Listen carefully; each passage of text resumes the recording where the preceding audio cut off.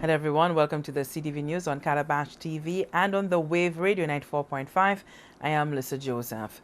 The ruling St. Lucia Labour Party has questioned the sincerity of the political leader of the UWP when he choked back tears during a press conference Wednesday.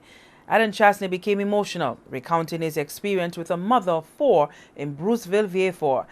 As Alan Chastanet tells it, the mother, frustrated by the financial burden of sending her children to secondary school, sobbed uncontrollably on his shoulders, desperate for relief. That experience, he said, serves as an indication of what parents face in the country daily. But the SLP says Alan Chastanet would do best by explaining to the people what he did with public funds while in office, because his abuse of the public purse is part of today's hardship. Winston Springer Sr. is the Labour government spokesman. The St. Lucia Labour Party says a lot of that money could have put hundreds of students through secondary school and Sir Arthur Lewis Community College. At a UWP press conference Wednesday, UWP leader Alan Chastanet was like a drunk driver with a truck loaded with nitroglycerin. In what can only be described as embarrassingly bad acting, Alan Chastanet attempted to commiserate with a parent who is unable to put two of her four children through secondary school. Was it this same Alan Chastanet whose monthly telephone bill was $45,000 a month, or about $540,000 a year? The same Alan Chastanet who gave the St. Lucia Tourist Board, James Hipple, for allegedly almost $2 million. The same Alan Chastanet who brought us boxing in paradise. The same Alan Chastanet who rented a tent for over $800,000. Same Alan Chastanet who traveled numerous times out of St. Lucia at the expense of the state without the approval of then Prime Minister Stephenson King. According to the SLP, Alan Chastanet is attempting to use the plight of the poor people whom he has disregarded his entire life. Same Alan Chastanet who has always been protected by the power and influence of privilege. Same Alan Chastanet with a dislocation for the truth, who is attempting to redeem himself from criticism within his party that he is not fit to lead the UWP and is compromising their chances at the polls. For Alan Chastanet's information, newsflash, from time immemorial, poor people have had problems providing economically for their children's education throughout the world. This is why there are scholarships. Just ask a few prominent St. Lucian academics.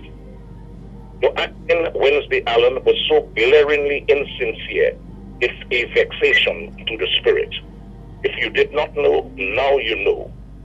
For all St. Lucians know that the devil is never too tired to raise hell. Now, the UWP is firm on its assertion that parents are weighed down by the high cost of education. The party at its press conference Wednesday displayed school supplies earmarked for distribution to needy households. The party's endorsed candidate for ancillary canneries informed that the UWP had engaged in a national mobilization drive to obtain the supplies. Dominic Fede emphasized that the pain of parents is real. We've had some fundraisers in recent times where we've mobilized a lot of money, and we're also reaching out to friends both in the private sector and in the civil society. And we are reaching out to as many parents as possible with school supplies and also with the affordability of textbooks.